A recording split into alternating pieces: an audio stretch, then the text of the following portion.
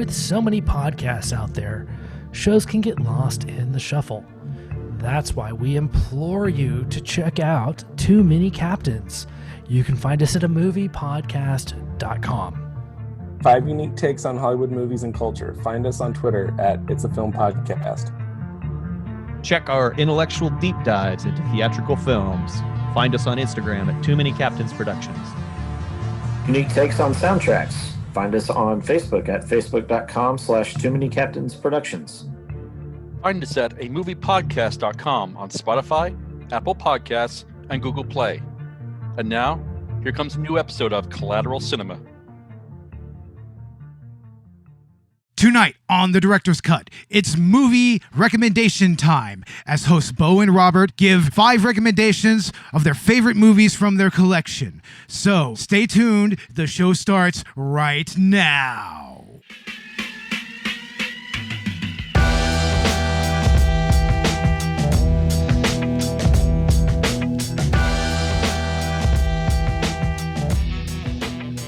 Welcome to Collateral Cinema Director's Cut. I'm Beau Maddox. I'm Robert Ortegon.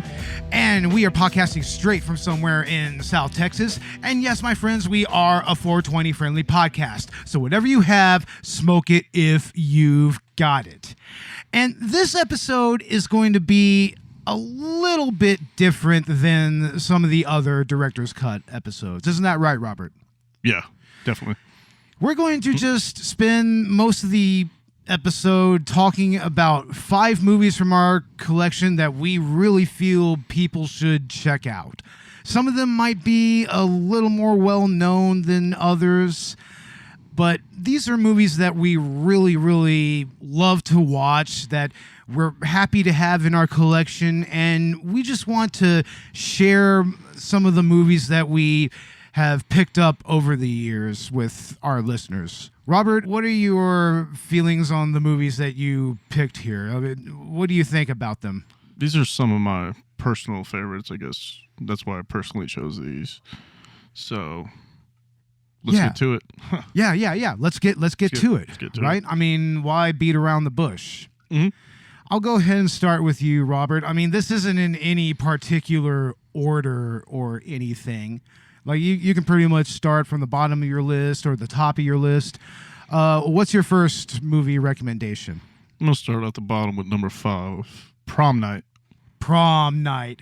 That's with Jamie Lee Curtis, right? Jamie Lee Curtis and Leslie Nielsen, right? Yeah. Leslie Nielsen. And also, wasn't William Catt in this? Or am I thinking of another movie? We just got done watching House. Yeah. That's right. That's House. House is what I'm talking about. But yeah, Prom Night. I mean, I remember when I first watched this over at your house. I think you either had it on DVR or you have it on DVD. I got it on DVD. You have it on DVD, right on. I remember the quality of the DVD not being that particularly great. No. Basically, VHS transfer almost look-alike, right? Practically, just maybe a little bit better than a VHS release. Nothing what the Blu-ray version looks like right now. Oh, man. Yeah. I mean, the movie review we watched, I think it was Brandon's Cult Reviews, which I highly recommend everybody checks out, by the way, on YouTube. Check him out. Man, the fucking transfer on that, on the Blu-ray, holy shit, that's beautiful. Good. Like brand new, right? It's beautiful. Yeah, we need to get that though. Yeah. I mean, you can actually see some of the quality in the camera work and everything in this version. I mean, the DVD version, it's really, really dark, kind of obscured, kind of grainy even. It's like, I mean, I don't even know why they even put that out like that, to be honest. Yeah, it's a fun movie. I mean, it's like right at 1980, 1981, right? It's a lot of fun, and there's great set design at play there. I mean, I really like the setup of the prom itself. Like, it has that one kind of disco walkway. Looking like Carrie. That's what the review said, right? Yeah, it has a very ethereal Carrie kind of vibe to it. It almost feels like if Stephen King just went ahead and made a straight slasher, this is what he would probably come up with. But at the end of the 70s going towards the 80s, but they still had disco, right? Yeah, it was kind of that weird transitional period where, you know, disco was kind of waning in popularity a little bit, but I mean, it was at least still in the mainstream enough for it to kind of show up in movies like Prom Night. Prom Night was the 70s, right? It's late pretty sure. 70s, early 80s. No, right? Prom Night. I'm thinking Carrie. Sorry. No. Yeah, Carrie Sorry. is more mid 70s. 70s. I mean, the promo was all Travolta. He was barely even in there, though. Barely. Barely. Just barely. Yeah, that's another great movie. If anyone hasn't seen that, of course, original Brian De Palma Carrie. But anyway, Robert, what does this movie mean to you as far as a collector and a horror movie fan? Oh, it's just one of those easygoing slashers. I mean, one of the ones that started all. I mean, I think it was right at the same time as Friday the 13th, but Friday the 13th was a little better. Everybody saw that one, right? Yeah, definitely. You know, it'll always hold a place for me up there in horror cinema history, because the easygoing kills and the Children of the Corn kids in the beginning. Like, yeah. Oh, man, that's a really creepy sequence when they're playing that weird version of hide and seek. Yeah. It's like, the killer is here. killers are coming. The killers are coming. Beware. It's like, what the fuck is wrong with you kids, Like, man? What the hell? The way little kids act. Seriously, what the fuck was wrong with fucking 10-year-olds in 1980? I mean, what the fuck? That's a fucked up gang of hide and seek or whatever the fuck they were playing. Yeah, those kids are fucked in the head, man. Killers kill. Killers kill. What the hell? What the fuck kind of game was that? And then they literally corner that poor little girl out of that window. Yeah, and they just didn't tell anybody. Yeah, that's really messed up. It's actually a more thoughtful slasher movie than most. I mean, I know we just did a slasher movie on the main podcast, Collateral Cinema. We did Intruder. There's I mean, like 2 red herrings in that movie, right? Prom Night. at least It makes two. you think it's like 2 other killers, which is not. Yeah, which is kind of analogous to Intruder, even though Yeah. Intruder was quite a few years after this movie. I mean, it was when slasher movies was waning. Yeah, This is right when slasher movies was beginning to actually have some popularity. exactly. I would argue that this is also where slasher movies started to kind of form into that cheesy, silly, B-rated. B-rated Yeah. era that happened in the mid-'80s. Like, I think Prom Night is actually kind of where that begins a little bit. Like half American, half Canadian actors. And also, you know, like Nightmare on Elm Street 2. Yeah. That's also where that silliness kind of starts to come in. Nightmare on Elm Street 2 was Freddy's Revenge. Freddy's Revenge. I know you don't like that one. I never said I don't like don't like that it? one. I like that movie. Yeah, it's a great movie. I think it's an underrated movie. Freddy's Revenge. Yeah. It's deeply underrated. Terribly underrated. Well, anyway, I'm going to go ahead and give my first movie recommendation. I'm going to go ahead and then start at the top of my list because this movie is probably the artsiest movie that I'm putting out there right now, maybe except for my number 3 and number 4 picks. But this was at the time, a Yugoslavian movie. It was originally supposed to follow one character and one story, which was, you know, this woman she wins this beauty contest, but it's actually like a virginity contest, and then she marries this eccentric Texas billionaire, and then their first night together is all unpleasant, and he has a fucking golden cock and a fucking. And then a black guy kidnaps her and takes her into a fucking smokestack. I'm getting ahead of myself here. I'm so excited. My first movie recommendation is fucking Sweet Movie. This movie came from about the mid-'70s, back when, you know, especially in Europe, cinema was really, really out there, and they just didn't give a fuck.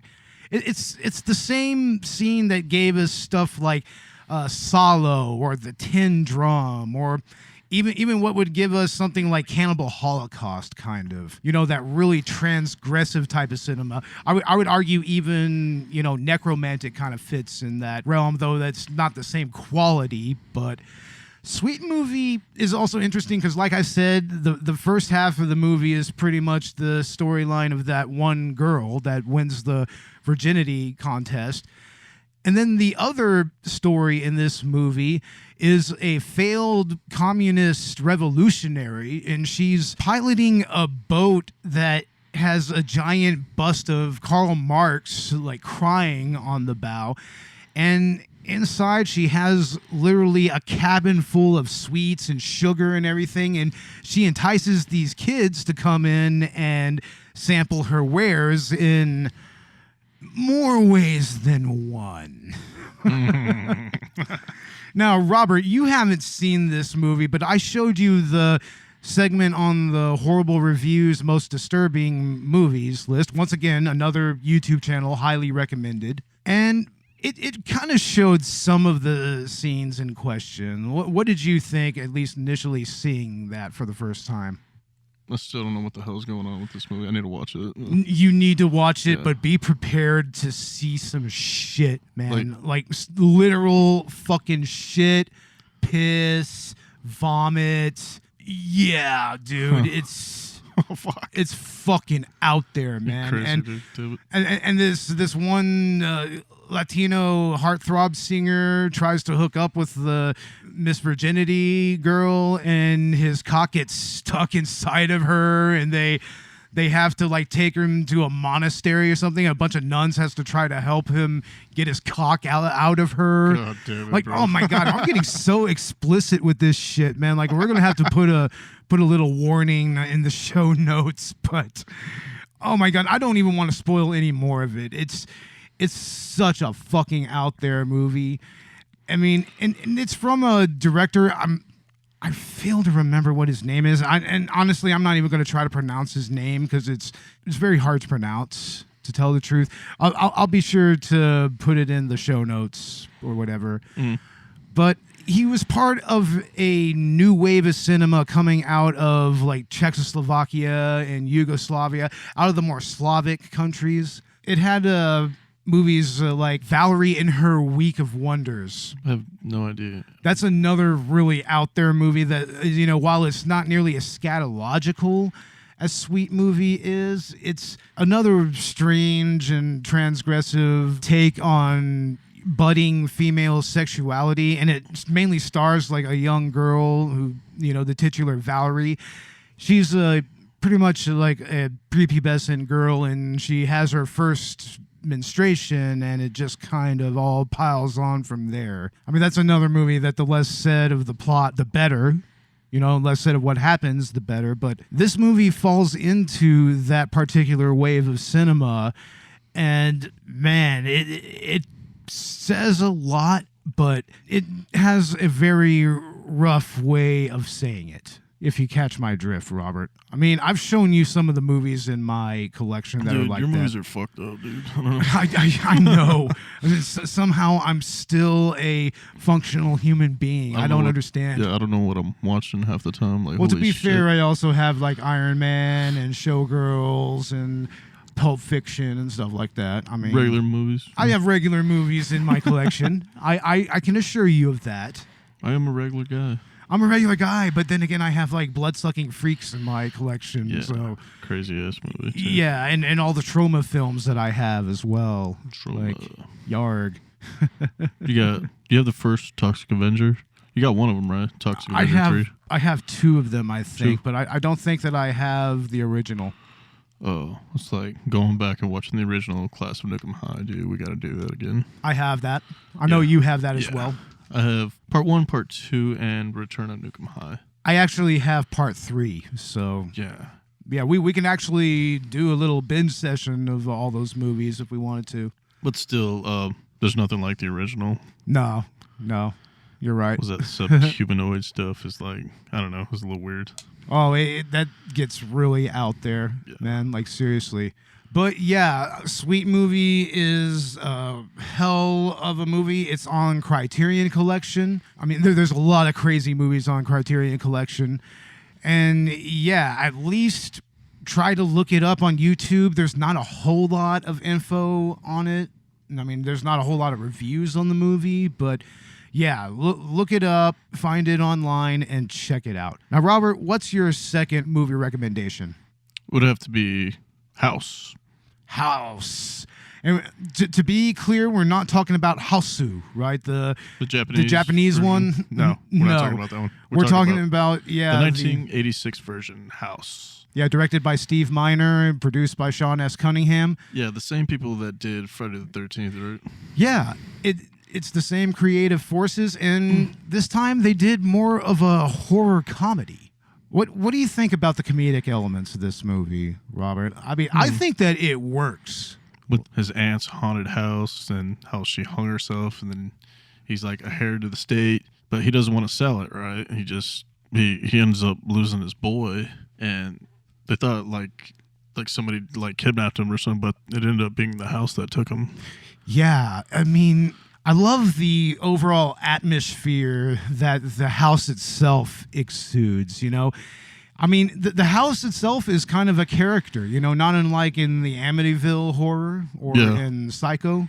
There's a lot of Jim Henson's fucked up looking puppets. Was that Jim Henson's? No. It wasn't, because that actually would have been really cool. Like, it looked like critters, like, try to take that boy Robert up the chimney. Like, that's funny. Yeah, but wasn't there like some really legendary special effects designers working here? When that monster came out of the closet, dude, that whole thing was like an animatronic robot. It almost felt a lot like Hellraiser a little bit, right? Scary. At that time, it's one of those fun movies you go to Blockbuster and just rent and have a good time. It's worth renting. What if in a way that's kind of what House is supposed to be? It's like a more comedic Hellraiser? I mean, can you imagine that? It is very comedic. I mean, all the monsters just messing with William Katt's character, Roger Cobb. Yeah, Roger Cobb. That's a very interesting allusion to Stephen King. I mean, I think that's really what's being referenced here. Yeah, I mean, he's a writer. He's trying to get away, write this Vietnam story that he's trying to do, right? Yeah, it's kind of weird because that's exactly the type of plot that you see in a Stephen King movie most of the time. Yeah, like Misery or something, right? So, I mean, as far as I'm concerned, I think that that's totally just a send-up of Stephen King. Stephen King. And it's almost like a more comedic Stephen King story. Definitely. Yeah. I mean, and I love the fucking ghost effects, man. Like for instance, the monster that takes the form of his wife. Yeah. That is classic. Just that high-pitched voice. It's like, I mean, to me, whenever you give a ghost or a monster a high-pitched voice, that to me just makes it a lot more terrifying, I think. That was scary. Yeah, because, I mean, typically it makes them sound a lot more insane. Where's your son, Roger?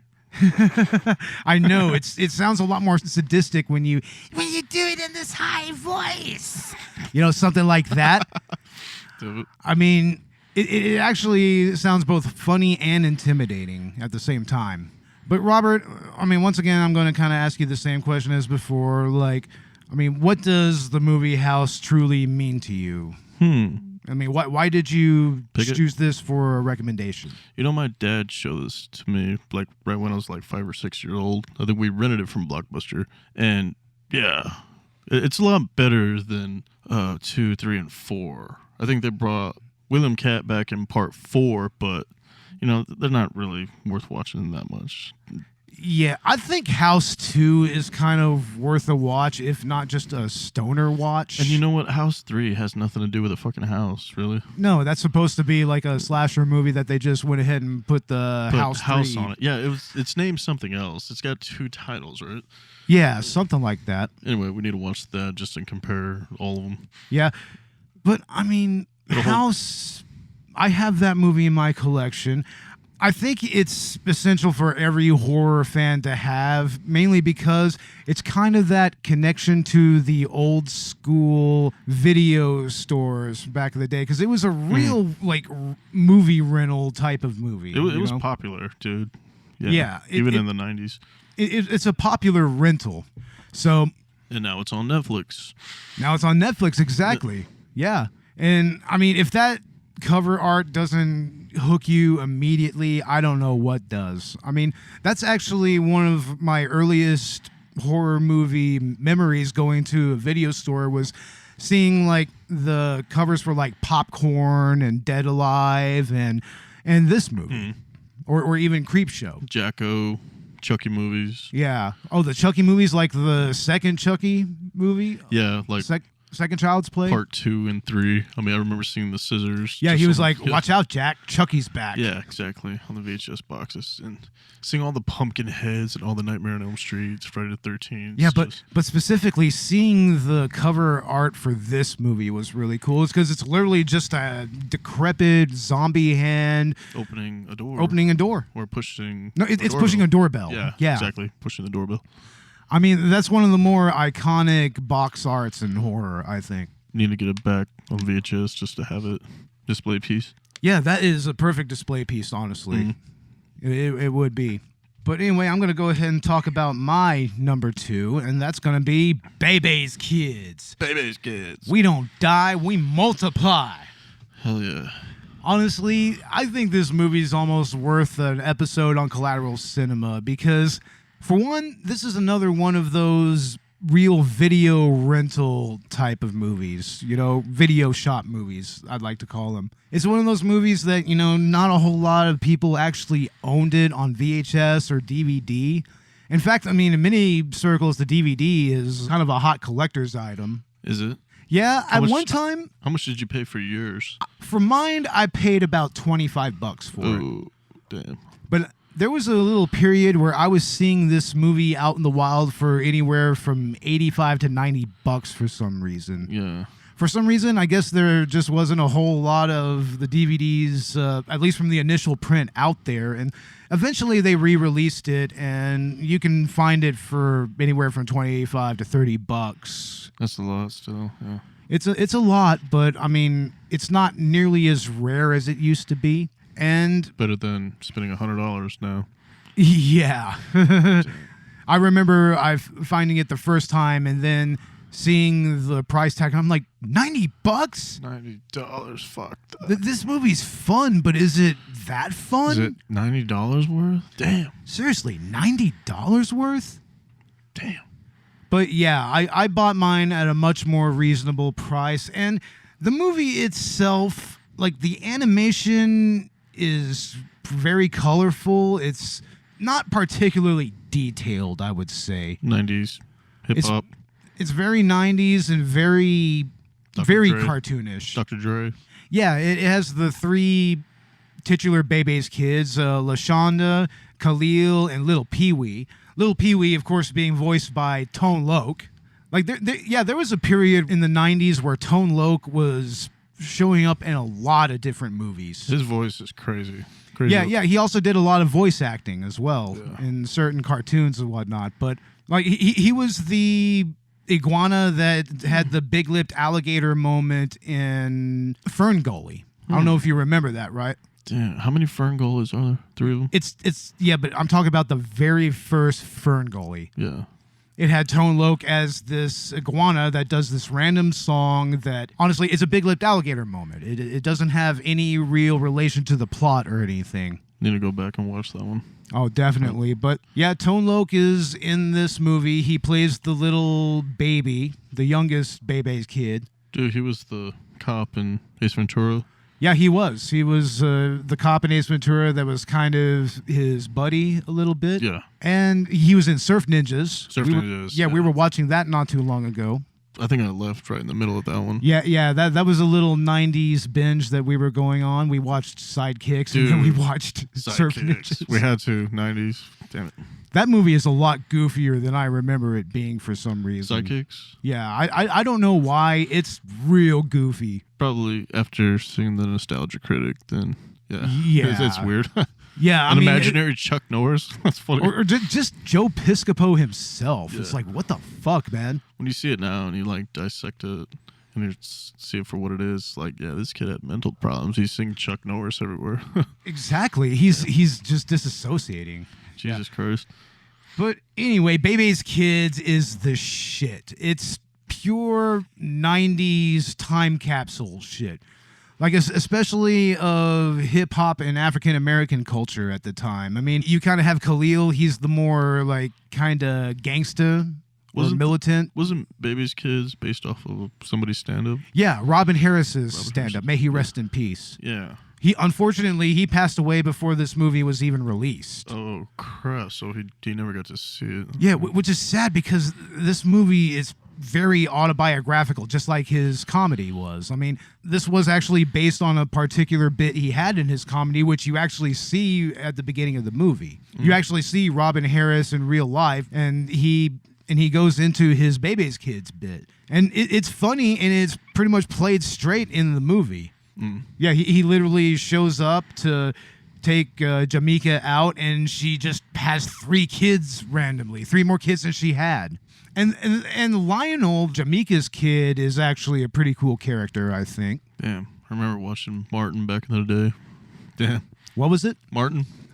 Yeah, I like Martin. Yeah, it's kind of a similar strain of comedy right there, honestly. Or like in Living Color. Yeah. Dude, Martin Lawrence played the next door neighbor too. It was funny. Yeah. That's pretty much a perfect description of the humor here. It's kind of coming from more like Martin Lawrence's and Robert Harris and that particular brand of comedy from that particular era. Hilarious. Early 90s. Yeah, it's a lot of fun, and I finally got to see the Nostalgia Critic episode on it, his review on it, and that was actually pretty cool. And yes, there is a Super Nintendo video game. It's probably an emulator, right? Yeah, I have it on the emulator. You do have it, okay. Yeah. But anyway, let's go ahead and go on to our third movie recommendations. Robert, what's your third movie? John Carpenter's Vampires. Ooh, with James Woods? James Woods, Daniel Baldwin, right? Daniel Baldwin, yeah. Baldwin. One of the Baldwins. One of the Baldwins. Oh, God, why? It's a Baldwin. Why the fuck must there be Baldwins? Hey, what the hell? But anyway, yeah, why did you pick John Carpenter's Vampires?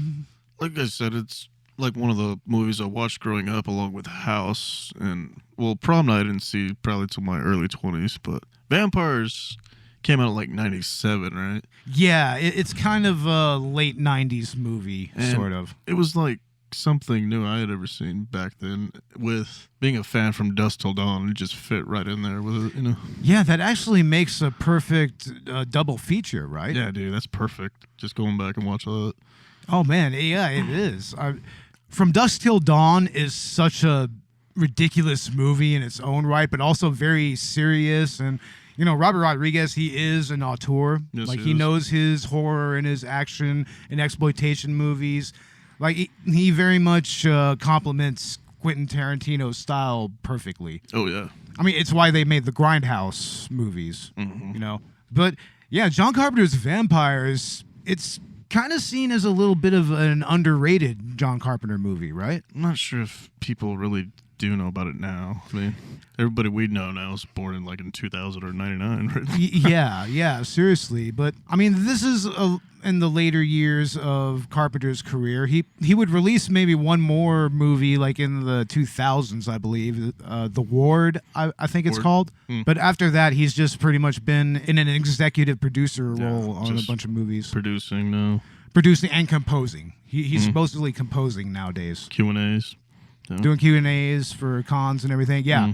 I mean, I like James Woods as an actor in this movie. He's total shit stain in real life. It looked like he played himself really well in this movie. Practically. That was kind of right. That was so what? Cool. A coked out douchebag? Damn. James Woods, vampire. God damn it, James Woods. And then the Baldwin hunting. That was a cool duel. I mean. Yeah, it was. I mean, they get this priest, and that's like 3 of them now hunting vampires. Don't they get kind of holed up in like a hotel or something? Yeah, because they're celebrating because they just killed like a bunch of vampires in a house, but they didn't kill the master. Yeah, so the master sent a bunch of vampires after them to assassinate them in retaliation. A bunch of daywalkers. They're masters. Yeah, damn. Oh man. The gore in that movie was really awesome, right? Yeah, I think the goal was for one of the vampires to get like a black cross and like get a priest to say this prayer or something, and then you become a daywalker, right? Holy shit! Really? Yeah. So you don't become a vampire by getting bitten, or? No, you do. He just needed to walk during the day. Oh, Figure out the way to do so that. it's like a ritual or something. Ritual, Yeah, it allows a vampire to walk during the day. Mm-hmm. Yeah, because, I mean, pretty much any vampire movie worth its weight, it's going to have some scenes where, the vampire sees sunlight or touches light and eventually is killed that way. He's got to go into hiding. He's got to go to sleep. Yeah, I mean, it's pretty much an overused trope in vampire lore. We see that really well in the Fright Night movie. And honestly, it's why I could kind of understand why people saw that as kind of refreshing in Twilight, that instead of being affected by light, they not so much that they sparkle, but that they don't die. Mm-hmm. I mean, the sparkling, I don't know. I don't really have an opinion on that. That was weird anymore. Yeah. It's weird. I don't have an opinion on it anymore, to tell the truth. Twilight is what it is. Burger King toys. Yep. Yeah, it is what it is. It's a very strange story with a weirdly patriarchal vibe to it. I don't know. But yeah, this movie is definitely one of John Carpenter's less known works, but it definitely deserves a little bit of a reappraisal. Hey, Collateral Cinema listeners. Chazzle Dazzle here from the Trial by Air Variety Show podcast. Just taking a few seconds to invite you guys over to what we do. Much like Collateral Cinema, we are a grassroots podcast. We invite bands from all over the world to come in and we dig deep into their souls and find really cool stories to tell you, and there's tons of music every week. So subscribe to us wherever you subscribe to your podcast. We look forward to having you. Yeah, we didn't watch any reviews on it. I'm surprised. It's a good movie. Yeah, maybe after we're done with this, we'll go ahead and do some reviews. That'd actually be a lot of fun. Great movie. Yeah, I need to bring it over again. We'll watch it. Yeah, it's really fucking awesome. Well, my third movie recommendation is a goddamn masterpiece made by Clive Barker, and also one of the most underrated horror movies of all time, I think. It just recently got a director's cut release, maybe like 3 or 4 years ago, I want to say. And this movie is Nightbreed. Nightbreed. We just saw that the other day. Oh, man, this movie is a fucking fever dream of Lovecraftian tropes and a good dose of Clive Barker's absolute insanity. It's fucking insane. Yeah, and Hellraiser, yeah. And I don't even have the director's cut version. I just have the theatrical cut, and that's insane in its own right. It's like an extra scenes in the director's cut, maybe a few more minutes. A lot of extra scenes. Yeah, maybe some extra gore here and there. Oh shit! But this is pretty much an extravaganza of creature makeup. God, like Hellboy shit and Hellraiser. Damn. Yeah, it almost kind of feels like, I think it was described by one of the reviews that we saw on the movie. It was kind of described as this weird Hellraiser meets X-Men kind of movie. Yeah. Because it's about these monsters who, instead of being like antagonists or anything like that, or just brutal killers for the sake of being brutal killers, they're this society of outcast metahumans in a way. I mean, they're almost more like undead mutants than, any type of real monster. Yeah, it's crazy, man. I thought it was like a fantasy thing at first, but it is a fantasy. Yeah. It's very much like a fantasy horror movie, and kind of like Never-Ending Story a little bit from the beginning. Or even better yet, it's almost like a Guillermo del Toro's work. I mean, especially like you wouldn't see stuff like this until like maybe Pan's Labyrinth. And that has some crazy creature effects to it, but it's nowhere near of a fucking hallucinatory experience as Nightbreed is. But then it's got that killer running around with that button face with the zipper mouth. Yeah, who is none other than the legendary body horror director David Cronenberg. Director of The Fly, Videodrome, Scanners, The Brood, and all other kinds of movies. Dude, he's crazy. What's amazing is that Clive Barker pretty much stated that he let, David be David. Like, he's not acting. That's pretty much how David Cronenberg would approach being a serial killer. He played himself. He played himself, and it's perfect. I mean, he really is in real life that really kind of penetrating, off-putting type of person. And his part and all that was really great. Just a serial killer running around. It's a stroke of genius, I think. And I mean, I don't really think that he's even acted in that many movies, not even in his own movies. Really? I think that he's done some director cameos in his work. I don't really remember which ones, but he did pretty good. Shit. Yeah, he did. And in this movie, he steals the show. I mean, this movie is just worth it for his performance alone. But going into this town of monsters called Midian, that's a feast of set design, for one. It's a visual feast. And, I mean, it perfectly establishes its tone pretty much from the get-go. I mean, even the title screen is all kinds of insane, right? Oh, yeah. The trailer... fucking insane.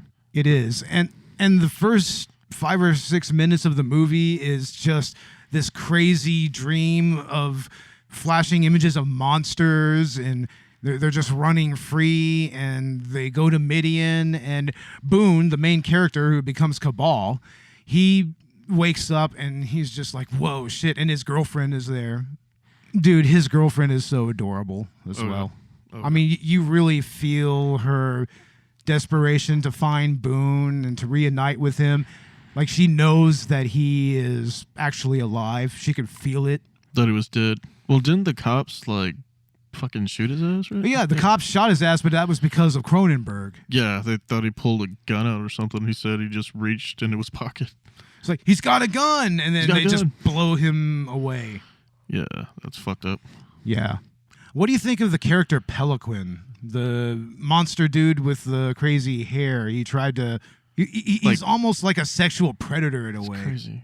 It was weird when he bit into his shoulder, dude. And just... Yeah, he's the one who turned Boone into a Nightbreed. Yeah.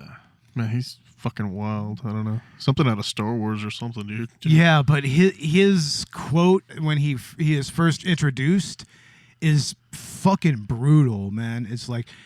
everything is true. God is an astronaut, Oz is over the rainbow, and Midian is where the monsters live. That's the quote right there. That is such a badass quote that I even sampled it for a hip-hop song that I made like a good 7 or 8 years ago.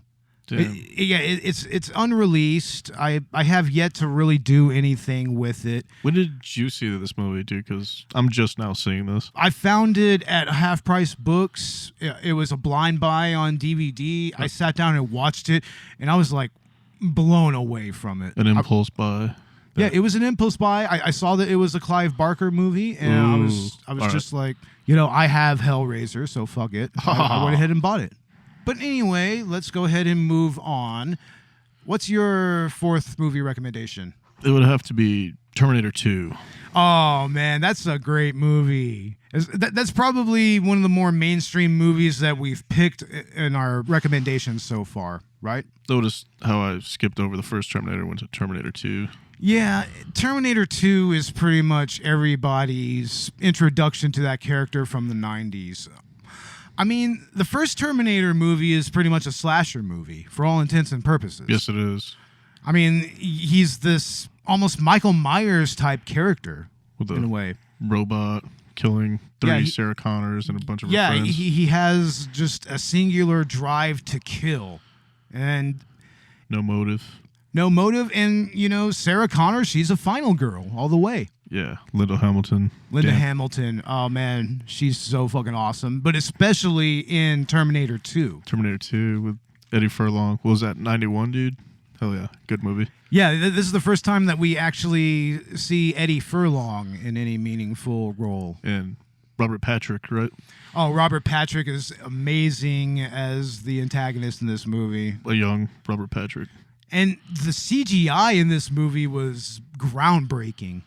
With the T-1000, yeah, with the liquid shit, that was cool. That was groundbreaking shit, and those effects still hold up to this day. I don't understand how, there's some movies like that James Bond movie, Die Another Day. Yeah, Pierce Brosnan. Yeah, it was with Halle Berry. Yeah. Man, the CGI on that shit is terrible. fucking terrible. With the snow and the Aston Martins and the cars just driving, dude. It's awful. But then you have this movie, and it still looks fresh to this day. You know, it's kind of like the effects on Jurassic Park.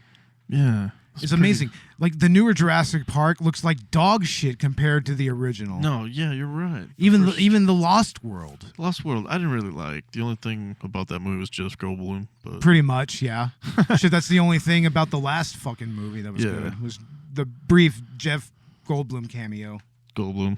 Same with Independence Day, just Goldblum cameos. Just Goldblum cameos all the way. Damn.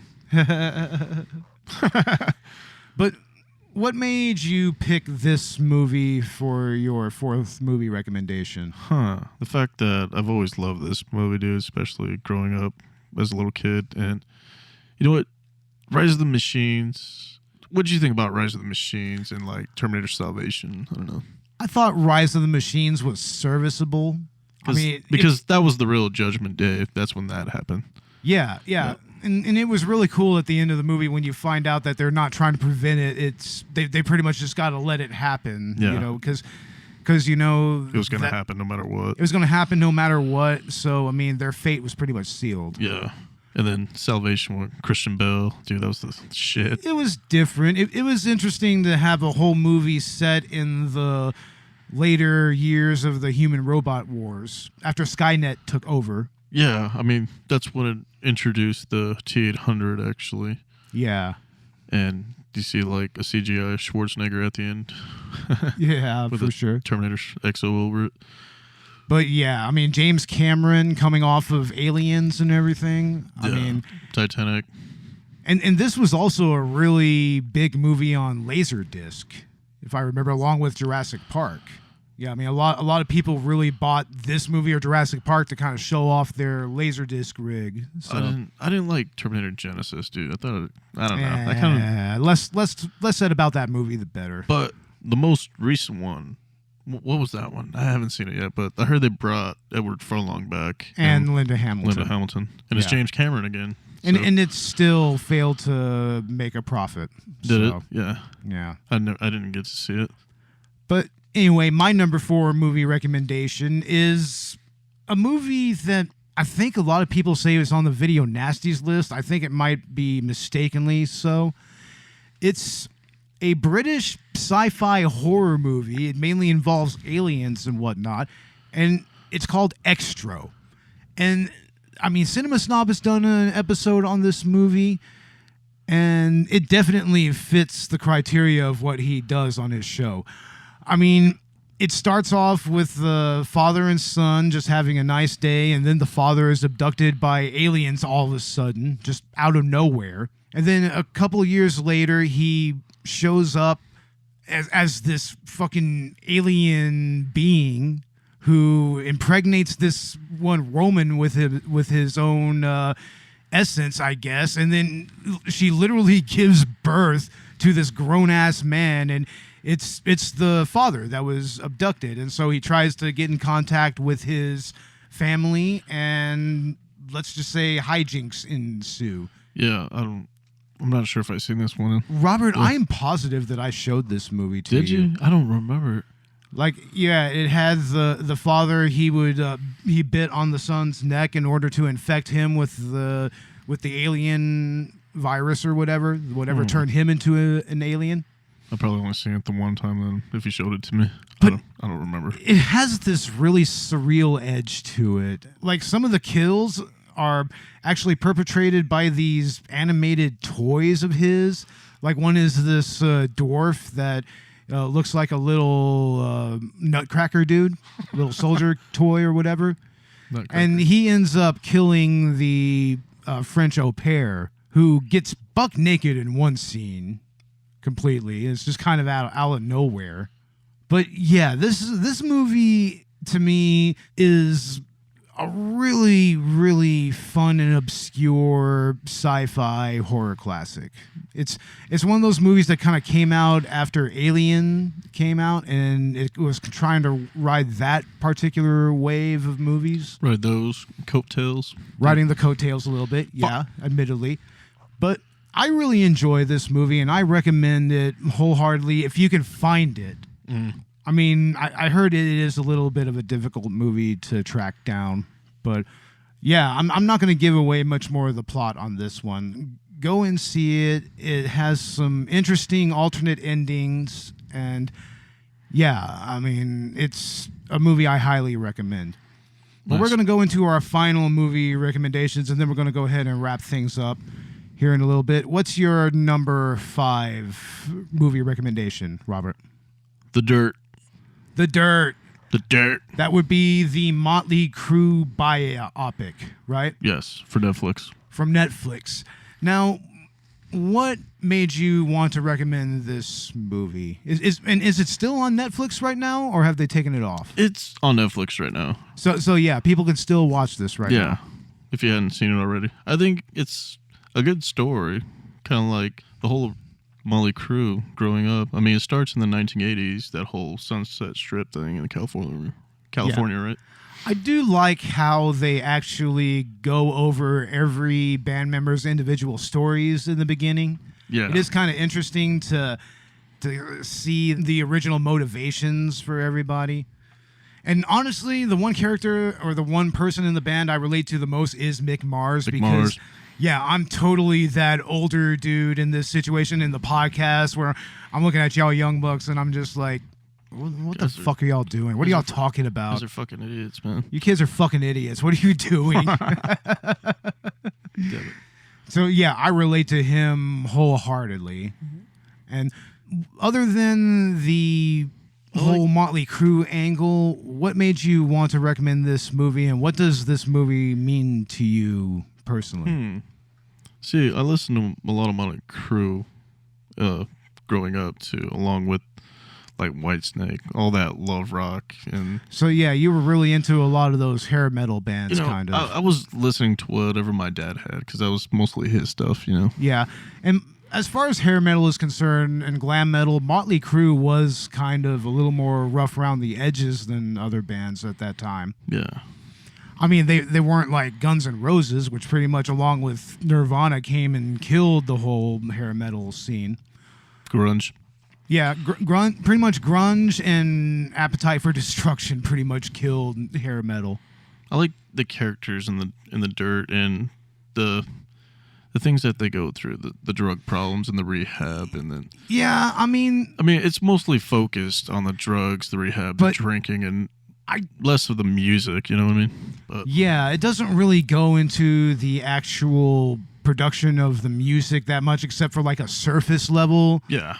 Type of portrayal, but and that's more in service to the portrayal of drugs and debauchery more than anything. I like how they all meet together in Nikki Sixx's apartment just for like an audition for Vince Neil, and they start playing Livewire, and then you start to get into it. It's like, okay, hell yeah. Yeah, I like how Mick Mars actually comes into the band as well. Yeah, that's cool as shit because it really happened that way. He's just looking at these motherfuckers, and he's just like, what the fuck are y'all? I mean, what have y'all? You guys are kids compared to me. Shit. Yeah, you guys are kids, especially this drummer. What the fuck? This kid drummer barely out of high school. and also that hackneyed fucking guitarist. Yeah, that other kid. He barely play. I mean, yeah, seriously, it's like, what the fuck? I mean, he needed more distortion. Yeah, for what they were trying to do. More distortion and better picking technique. Yeah, I mean, practice is palm mute. I mean, it's kind of hard when you're first starting out. Yeah, I mean, but obviously that dude was kind of out of his element. Yeah, he was mostly focused on a different style, too. Entirely different style. I mean, he was looking like he was trying to do a more bluesy, Hendrixy type of thing. Yeah, coming out of the 70s, still fucking hippie, right? I mean, yeah, more like the fog hat type of bonehead rock shit. Yeah, it's like, no, we're changing it up. It's a new decade, man. Yeah. I mean, I personally don't have anything against this movie. I think that you have to take it with a grain of salt because of the fact that it is produced by the band. Yeah. And they're pretty much portraying their own story, and they're in a way that, they do omit a lot of stuff. Mm. Like, I mean, they kind of allude to Tommy Lee's problems with women a little bit. Yeah. But, the dude straight up beat Pamela Anderson. Straight up. He would beat her? He straight fucking beat her. Damn. And he served his time for that and everything. But even so, I mean, obviously Tommy Lee has an interest in kind of glossing over it a little bit. I like Ozzy Osbourne's character, dude. That's actually the standout scene. That one stood out, right? Yeah, I mean, I'm actually very pleasantly surprised by the actor who portrayed Ozzy. And they were portraying that infamous moment where he straight up sniffed a line of ants. Yeah. Looked like he just came out of Black Sabbath and just starting his Ozzy Osbourne band with Rhodes, right? I think maybe at that time he was already 2 albums into his solo career, 2 or 3 albums. At that time, he'd already been doing it for 10 years. Yeah. Damn. I mean, I'm not really sure if this was when Randy Rhoads was still alive or not. 1981, 1982, right there when Molly Crew started. Yeah, it was Rhodes. He was still alive at that point. And he would later on crash in a plane accident. Yeah, that was very tragic. Very, very tragic. Randy Rhoads coming out of like Quiet Riot or one of the Quiet bands. I think it was like Riot or something. Anyway. Yeah. Rhoads. But anyway, that's a pretty solid recommendation, I think. I mean, and you're actually one of the few people that have it on DVD. Yeah, that was a find right there. Found it from Half Price Books. Yeah, how much was it? I got it for like $9 or $10, man. Yeah. It's not too bad. I mean, especially considering some of the prices I saw online on eBay and Amazon. Yeah, I think I saw it for like $100, and it goes anywhere from there to like $50. Yeah. But well, anyway, I'm gonna go ahead and give my final movie recommendation, and this is a movie that I could watch anytime, anywhere, any place, and have a blast. It's got so many memorable characters. It's got a great story. It's a crime comedy that is very tongue-in-cheek and very self-aware, but I mean, it still leads to an interesting place, and that is Guy Ritchie's Snatch. Yeah, this was the first time I ever saw Jason Statham in anything, actually. Oh. A young Statham, damn. Which is interesting because this isn't a role that most people wouldn't think of him doing. I mean, he's not like this Billy Badass martial artist, or he's not like in The Transporter or anything like that. Doing like Jet Li movies. No, he's a boxing promoter, an underground bare knuckle boxing promoter, and he's very well connected to the underworld, and he tries to get this character played by Brad Pitt, who's a pikey, which is a type of gypsy in the UK. Freaking his part is badass. His part's badass in that fucking language and accent. Yeah, dude.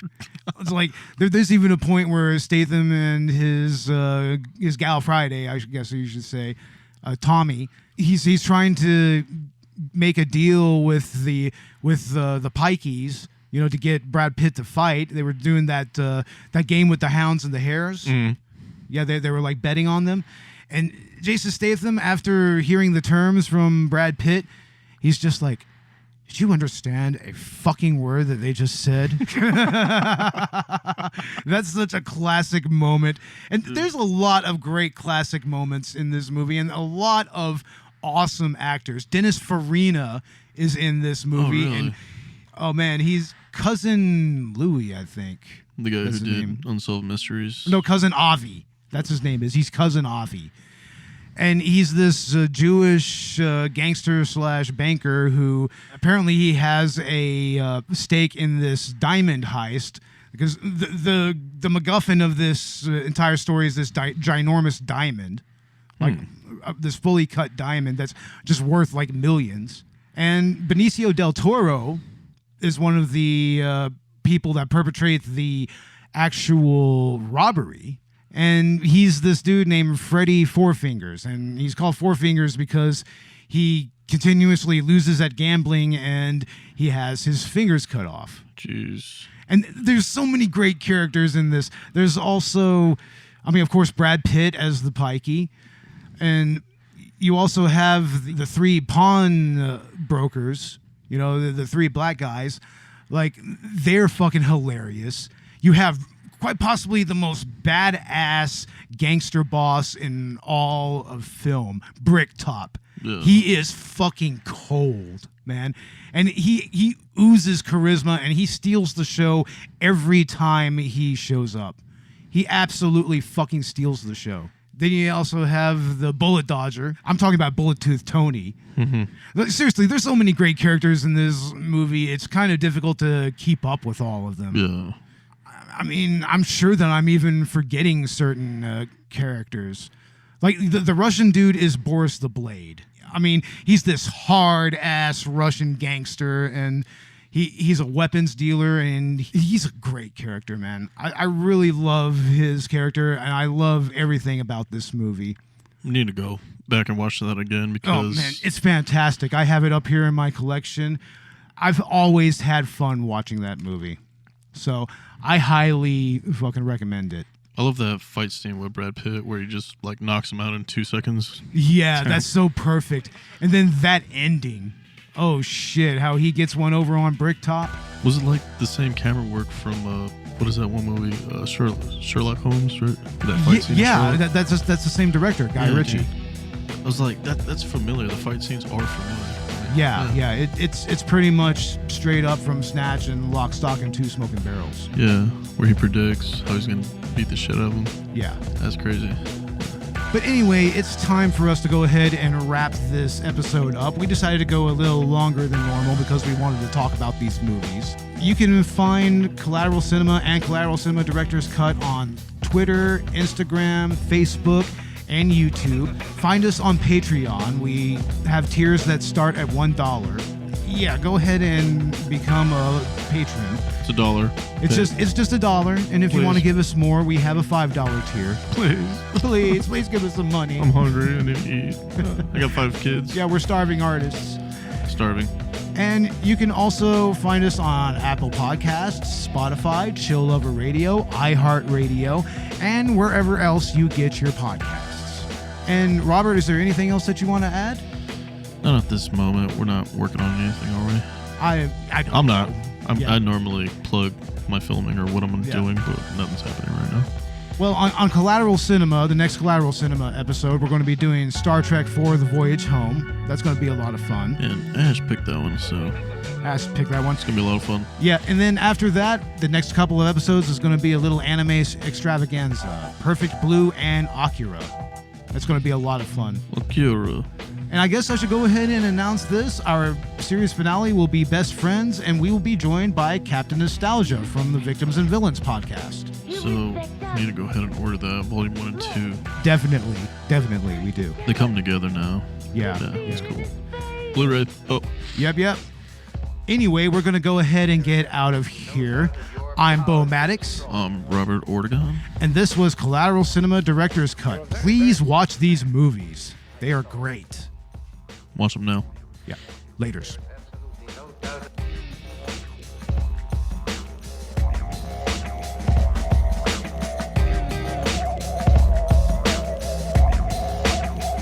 What do you think of this? I saw it. There is absolutely no doubt.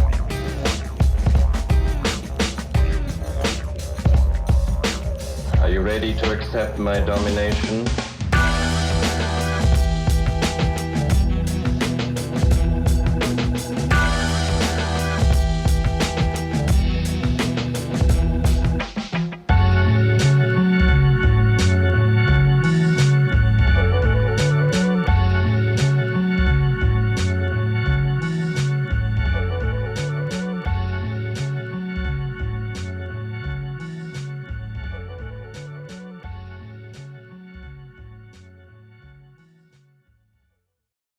Collateral Cinema is an L Company production. All music and movie clips are owned by the respective creators and are used for educational purposes only. Please don't sue us. We're poor.